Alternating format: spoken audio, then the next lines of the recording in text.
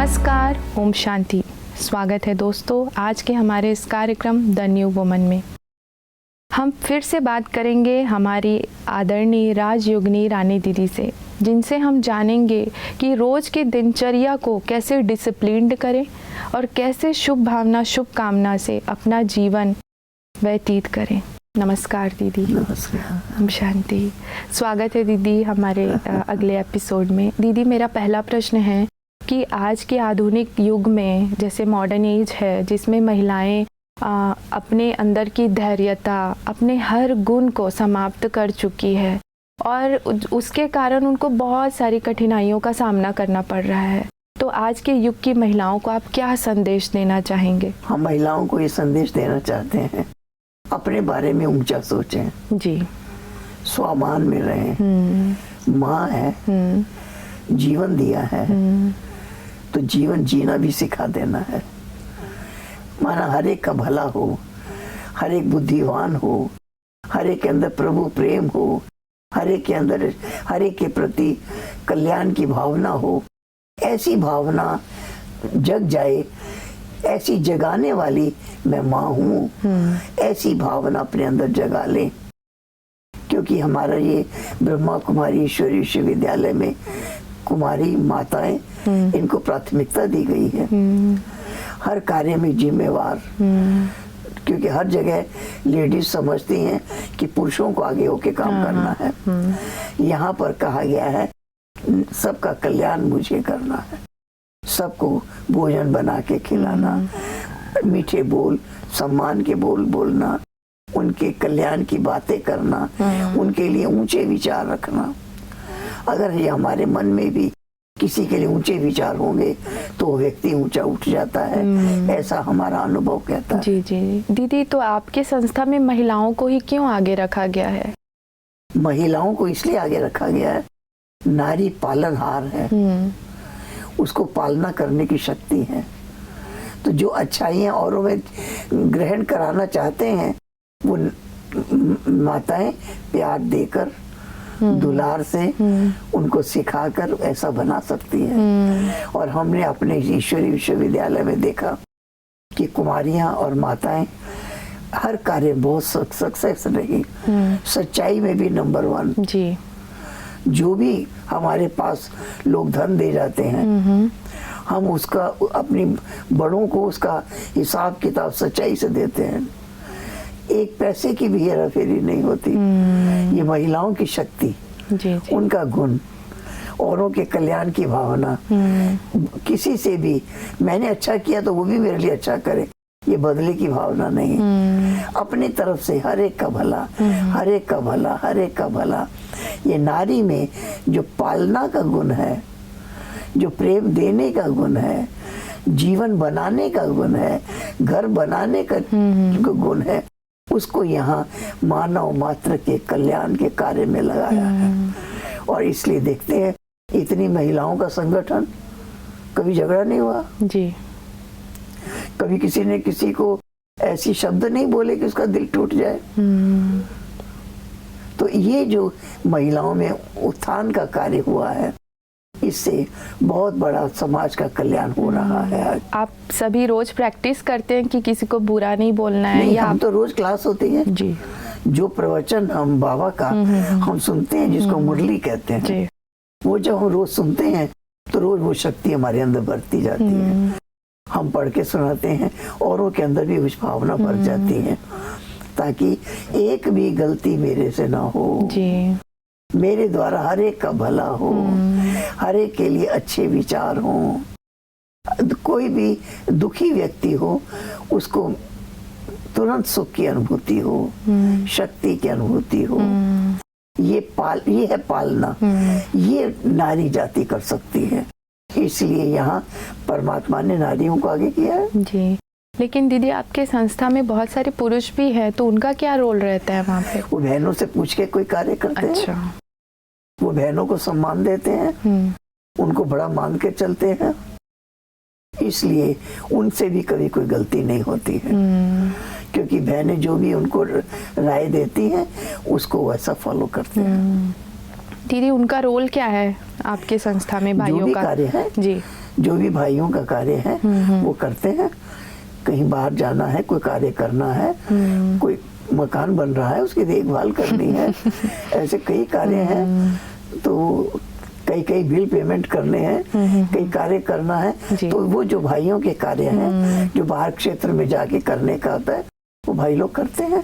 और कभी अभिमान नहीं जी। बहन छोटी उम्र की है लेकिन उसको हेड बना दिया है ना, उसकी हर बात मान के चलते हैं। बहुत अच्छा दीदी, ये बहुत बड़ा उदाहरण है आज की दुनिया में। दीदी मेरा अगला प्रश्न है कि जैसे बहुत सारी महिलाएं हैं जो घर में रहती है पर उनको बहुत सारे बंधन होते हैं कि आपको नहीं जाना है संस्था में, वहाँ वाइट कपड़े पहना देंगे आपको, फिर अपना मर्यादा में रहना पड़ेगा, श्रीमत पे चलना पड़ेगा। तो उन महिलाओं के लिए आप क्या संदेश देना चाहेंगे कि वो घर में रहते क्या करे ऐसा कि वो भी आपने जैसे कहा परमात्मा से जुड़ सके? महिलाएं जो घर में रहती कि ज्ञान मार्ग को अपनाती हैं वो उनको घर से यहाँ आने का मना करते हैं, बंधन डालते हैं। लेकिन वो महिलाएं अपने जीवन में ज्ञान को उतारती हैं, धारण करती हैं, बहनों से संपर्क बनाए रखती हैं और जो भी उनको रोकते हैं उनके लिए भी भला सोचते हैं जी। उनके लिए भी शुभ चिंतन करते हैं। तो हर कार्य जब अच्छे होते हैं तो धीरे धीरे वो बंधन टूट जाता है। उनको आज़ादी होती है कि आप भले वहाँ जाइए, क्योंकि वहाँ जाने से उनका स्वभाव अच्छा हो गया, उनके अंदर बदले की भावना नहीं हुई, उनके अंदर क्रोध नहीं आया, उनके अंदर किसी का बुरा करने की भावना नहीं आई। इसलिए उनके प्रति धीरे धीरे भावना परिवार की बढ़ने लग जाती है और वो भी अपने जीवन को औरों की सेवा में अच्छी तरह यूज कर सकती है। दीदी जैसे हमारे शो का नाम है द न्यू वुमन, कि नॉर्मल सी महिला भी देवी गुण धारण कर सकती है, आपकी राय क्या है? हम महिलाओं को समझाते हैं जी। कि माँ का कार्य करो, माता बन के। माँ का कार्य ही है औरों को पालना करना, औरों को शक्तिशाली बनाना, हर एक के उत्थान की बात करना, उनके लिए जितना अच्छे से अच्छा हो सकता है वो कार्य करना। तो ऐसा जब अपने आप को मानकर चलेंगे तो हम देखते हैं कि सब कार्य बहुत अच्छे, बहुत अच्छी तरह से, अपना भी जीवन अच्छा, औरों का भी जीवन अच्छा। भोजन भी बनता है बड़ी मर्यादित, पहले भोग लगाते हैं उसके बाद सबको भोजन कराते हैं, इसलिए उसके अंदर भी कल्याण की भावना है। तो इस तरह से जब बहनें, कुमारियां, माताएं करती हैं तो अपने घर में भी रहती हैं, वहां भी उनके घर का वातावरण अच्छा बनता जाता है। उनकी मन की शुभ भावना के कारण उनके परिवार वो जो भोजन खाते हैं उससे उनका मन शांत हो जाता है, अन्न का मन पे असर होता है, इसलिए घर का वातावरण अच्छा बनने लग जाता है। इसलिए यहाँ ये जो पढ़ाई हमारी रोज पढ़ाई जाती है इससे बहनें अपने ऊपर कंट्रोल रखती हैं। ऐसा नहीं कोई गलती करे तो क्रोध आ जाए या उसको डांट दे या उसको मारने लग जाए, ये नहीं करती, धीरज रखती हैं। धीरज रख के हर एक के प्रति शुभ भावना रख के ये भी ठीक हो जाएगा, ये भी ठीक हो जाएगा, ये भी ठीक हो जाएगा, ऐसी भावना रखती हैं तो सचमुच ठीक हो जाता है। दीदी मतलब पढ़ाई रोज पढ़ना है, अगर नहीं पढ़ेंगे तो वो गुण नहीं आएगा। संग चाहिए ना, संग, ये हाँ डायरेक्ट परमात्मा का संग। हम भगवान के महावाक्य सुनाते हैं, भगवान का संग करना सिखाते हैं और जो उनके संग के रंग में श्रेष्ठ कार्य कर रहे हैं फिर उनका प्रैक्टिकल संग वो भी शक्ति देता है, वो भी पावर देता है। दीदी जैसे कि लास्ट एपिसोड में हमने बात किया था कि आप ब्रह्मा बाबा के साथ रही हुई हैं, तो क्या ऐसा एक गुण जो आज भी आप बाबा का लेके चलते हैं? हम बाबा के साथ रहे जी। और बाबा के अंदर जो इतनी ऊंची कल्याण की भाव, इतनी ऊंची दृष्टि कि ये बच्ची विश्व का कल्याण करेगी, ये अनेक आत्माओं की ज्योति जगाएगी। बाबा ने ऐसे ऐसे वरदान हमको दिए, हम छोटे से थे और धीरे धीरे इतनी दृढ़ता आती गई, इतनी शक्ति मिलती गई, बाबा के पास रहने से इतनी शक्ति मिलती गई क्योंकि बाबा हमको ऊंची नजर से देख रहे थे। ये मानव मात्र का कल्याण करने वाली बच्ची है, ये जग का उद्धार करने वाली बच्ची हैं, ये बाबा की हर शिक्षा का पालन करने वाली हैं। तो वो जो बाबा के साथ का जो हमारा अनुभव रहा वो बहुत ही पावरफुल रहा। इसलिए ऐसा लगता था कि इसे हमेशा बाबा के साथ ही है, बाबा के साथ ही है, बाबा की शिक्षाओं का पालन ही करके चल रहे हैं। इसलिए वो जो संग मिला ना, डायरेक्ट परमात्मा का संग, वो संग का रंग जो लगा, तो आज भी कहीं जाते हैं तो लगता है कि बाबा हमको गाइड कर रहे हैं। दीदी, तो उस टाइम आपको ब्रह्मा बाबा में क्या देख के लगा कि इनके में ही परमात्मा आते हैं? बाबा में बहुत शक्ति दिखाई देती थी जी। बाबा के सामने एक अशांत व्यक्ति आया, बहुत सोच के आया, ये पूछूंगा, ये पूछूंगा, ये पूछूंगा, ये जी, पूछूंगा। जी, जी। बाबा के सामने आके बैठा, खो गया, भूल गया मैं कुछ पूछने आया था।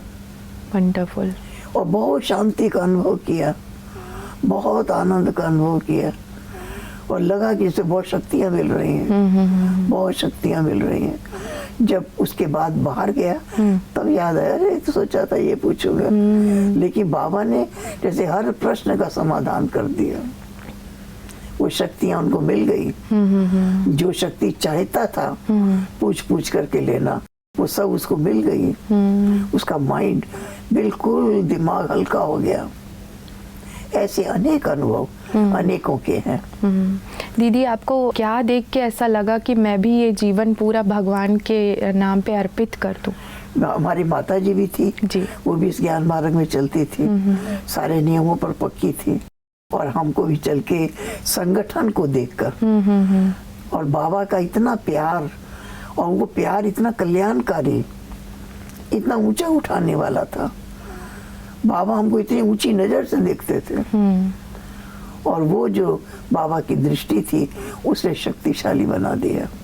हमारे अंदर भी वो भावना जग गई। कोई परिस्थिति के कारण नहीं जगी, प्रभु प्रेम के कारण जगी। भगवान से वो शक्तियां जो मिली उसके कारण वो भावनाएं जागृत हो गई। जी। दीदी, आप मातेश्वरी जगदम्बा, जो कि first administrative chief of Brahma Kumaris रही है, तो उनके साथ भी आप रहे हैं, तो उनसे आप ऐसा क्या प्रेरणा लिए जो आज भी आप उसको पालन करती हैं? मम्मा के अंदर बहुत प्यार, जी, औरों का सम्मान करने की बहुत शक्ति मम्मा ने सिखाई। जी, जी। तो मम्मा के प्यार में हम बहुत आनंदित होते रहे। एक बार की बात है, मातेश्वरी आई थी हमारे यहाँ, मैंने मम्मा के स्वागत में एक गीत पर डांस किया। जी, जी। जब डांस किया तो उस टाइम हमारे स्कूल के प्रिंसिपल बैठे थे। उन्होंने प्रोग्राम खत्म होने के बाद कहा कि तुमने बहुत अच्छा डांस किया, कल स्कूल में प्रोग्राम है, ये डांस तुम वहां भी करना। तो मेरे मन में आया, मैं ब्रह्मा कुमारी हूँ, मैं स्कूल में डांस थोड़ी कर सकती हूँ। जी। तो मातेश्वरी थी वहां, मैं उनसे पूछने गई, मामा वो प्रिंसिपल हमको बोले हैं कि तो मैं ब्रह्मा कुमारी हूँ, मैं डांस थोड़ी कर सकती हूँ। मम्मा ने कहा, अभी तो उन्होंने तुमको निमंत्रण दिया है, कल डांस करना, और फिर आगे से जब भी कोई कार्यक्रम करना सफेद कपड़ों में करना, डांस करना तो भी सफेद कपड़े में, कविता सुनाना तो भी, भाषण करना हो तो भी, फिर तुमको कोई नहीं बुलाएगा। जी, जी। दीदी, जैसे आपने अभी बताया कविता का बात, तो मैंने सुना है कि आप मातेश्वरी जगदम्बा जी के सामने कविता भी बोले थे, तो वो आपको याद है? तो आप बता सकते? कविता सुनाती हूँ। जी, जी।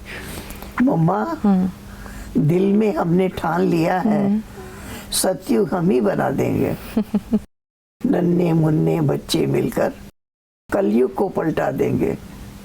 मम्मा, लाल तेरे हम सारे हैं, मरने को तैयार खड़े, विकारों से जंग हमारी, लड़ने को तैयार खड़े। सेना हम, सेनानी आप हो, घबराने का काम नहीं, हम हैं बच्चे छोटे छोटे, लोक लाज का नाम नहीं।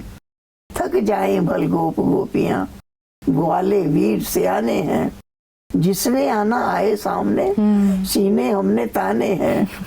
कल्प कल्प का पाठ पुराना, फिर से वही बजाना है, कल्प पूर्व की नई दुनिया को फिर से हमने लाना है, एक एक गुण धारण करके मम्मा के गले में आएंगे, 108 की माला हमारी विजयी वत्स कहलाएंगे, देश विदेश में चल निकलेंगे, झंडा यही फहरा देंगे, मान ना मान ये मर्जी उनकी, हम पैगाम सुना देंगे। बहुत सुंदर दीदी, बहुत सुंदर। ये आपने लिखा है दीदी? नहीं, लिख के मुझे दिया किसी ने। अच्छा अच्छा। लेकिन यही एक भाई लिखते थे कविता जी। और उनका ये कहना होता था, कागज लेके सुनाने नहीं देंगे, याद करो। तो मैं जब अच्छी तरह याद करती, फिर कई बार वो मेरे से सुन लेते, तब वो मुझे स्टेज पे जाने देते। फिर कई जगह से, छोटी उम्र थी ना, तो हर जगह से कविता सुनाने का निमंत्रण मिलता। तो एक कविता इतनी बार सुनाई होगी, तो वो एक नहीं अनेक कविताएं हमको याद हैं। बहुत अच्छा। तो फिर वो हर जगह सुनाते सुनाते याद हो गई। दीदी, जैसे आपने बताया कि मम्मा ने आपको कहा था कि आप वाइट ड्रेस में जाना कहीं भी बुलाएंगे, तो आपको फिर बुलाए कहीं? नहीं, उसके बाद मैं हमेशा वाइट पहने थे। अच्छा अच्छा। हमेशा स्कूल में भी जाती थी वाइट ड्रेस पहनकर, कहीं भी जाते थे वाइट ड्रेस पहनकर। तो इस ड्रेस ने भी जो दुनिया का संग का रंग है उससे बचा दिया जी, सबसे अलग दिखने लगे। दीदी, क्या पावर है ऐसा ये सफेद कपड़ों में कि आप लोग कहीं भी जाते बहुत सारी सेवाएं करके आते हैं? क्या पावर है इसमें? यही पावर है जी। बुद्धि भटकती नहीं, आई इस रंग के कल उस रंग का पता जी, बहुत अच्छा। रोजाना एक ही ड्रेस, सादगी भी है, पवित्रता भी है, श्रेष्ठता भी है, महानता भी है, मन का भटकना ही नहीं, मन भटकता ही नहीं है। आज ये कल वो है ही नहीं। दीदी, जैसे कि लोग सफेद कपड़े से डरते हैं, गंदा हो जाएगा, हम नहीं खरीदेंगे, लेकिन आप लोगों का ड्रेस सुबह से लेकर रात तक एकदम साफ रहता है, इसका भी क्या राज है? यही है, सफाई से काम करते हैं। हमारी बहनें झाड़ू पोछा सब कुछ करती हैं। हमारे किसी सेवा केंद्र पर कोई सर्वेंट नहीं होता, बहुत अच्छा। सब काम बहनें खुद करती हैं, तो भी ऐसा साफ ही रहता है कपड़ा। बहुत सुंदर। भोजन भी बनाती, बर्तन भी मांजती, सारे काम खुद करते हैं और सफेद कपड़े साफ ही रहते हैं। ये भी देखा है। तो हम लोग तो सुबह पे एक बार तैयार होते हैं, फिर दिन में कहीं भी जाते आते हैं, बार बार कपड़े बदलते नहीं हैं। दीदी, जैसे कि आपके संस्था में प्रचलित है टीचर्स ट्रेनिंग का, तो मैंने आपके बारे में पढ़ा, तो उसमें था कि आप भी टीचर्स ट्रेनिंग कराई हैं, तो उसमें मूल क्या शिक्षा देते हैं आप बहनों को? देखिए, टीचर ट्रेनिंग में ये एक तो पढ़ाई जी, कैसे ज्ञान समझाना है वो सिखाया जाता है। दूसरा, दिनचर्या हमारी एक्यूरेट रहे, सुबह 4 बजे से पहले उठना, 1 घंटा मेडिटेशन करना, फिर जल्दी स्नान करना, फिर क्लास में टाइम पर पहुंच जाना। हम सत्संग सभा को क्लास कहते हैं। टाइम पर पहुंचना जी, और फिर मेडिटेशन टाइम पर करना। उसके बाद फिर सब काम, जितने भी घर के काम हैं वो भी सब करना। तो ये सब जो है ट्रेनिंग जो दी जाती है, इसमें भी मन की एकाग्रता रहती है, मन भी एकाग्र रहता है और डिस्टर्ब नहीं होते कभी भी, वो भी रहता है, डिस्टर्ब भी नहीं होते, मन की एकाग्रता भी रहती है। तो इस ज्ञान की पढ़ाई से हमारे अंदर बहुत श्रेष्ठता आती है। कभी ये करें या नहीं करें, क्या करें, उलझन कभी नहीं। दीदी, जैसे कि आप लोग कहते हैं कि परमात्मा ही हमारे शिक्षक है, पर आप सभी निमित्त बन के शिक्षा देते हैं, तो उसमें आपका क्या अनुभव रहा कि बहनों को आप ट्रेनिंग दी, तो कुछ तो ऐसा अनुभव हुआ होगा ना आपको? देखिए, भगवान ने शिक्षा दी जी, और कहा औरों को दो जी। तो जो हम मुरली पढ़ के सुनाते हैं, भावा के महावाक्य है, वो पढ़ के सुनाते हैं। और केवल हम पढ़ के नहीं सुनाते, उसमें जो कुछ लिखा है हमारे जीवन में दिखाई देना चाहिए, वो हमारे आचरण में भी हो जी। तो हमारी जो भी बहनें, आज जितनी ब्रांचेस है सबकी हेड बहन है, भाई कहीं का हेड नहीं है।